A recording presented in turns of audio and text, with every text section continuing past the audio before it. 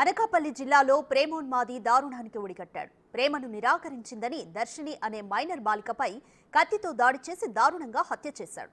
దీంతో ఆ బాలిక అక్కడికక్కడే మృతి చెందింది. ఈ ఘటన అనకాపల్లి జిల్లా రాంబిల్లి మండలం కొప్పుగుండుపాలెంలో చోటు చేసుకుంది. ఇంట్లోకి చొరబడి కత్తితో అతి దారుణంగా గొంతు కోసి పరారయ్యాడు. సంఘటనా స్థలంలోనే నిందితుడు సురేష్ కత్తిని వదిలేసి పరారయ్యాడు.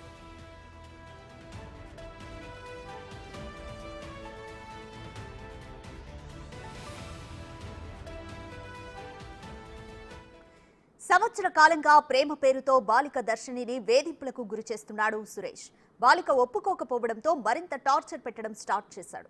దీంతో బాలిక తల్లిదండ్రులకు చెప్పడంతో పోలీసులకు ఫిర్యాదు చేశారు. సురేష్ పై ఫోక్సో కేసు పెట్టారు. అప్పటి నుంచి జైల్లోనే ఉన్న సురేష్ ఎన్నికల ముందే బెయిల్పై బయటకొచ్చాడు. అప్పటి నుంచి బాలికపై కక్షగట్టిన సురేష్ ఎవరూ లేని సమయంలో దర్శినిపై కత్తితో దాడి చేసి విచక్షణారహితంగా హత్య చేసి పరారయ్యాడు.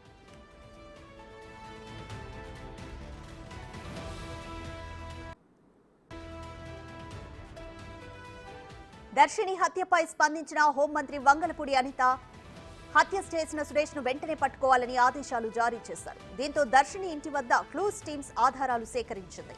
హత్య చేసిన సురేష్ కోసం ప్రత్యేక బృందాలు గాలిస్తున్నాయి.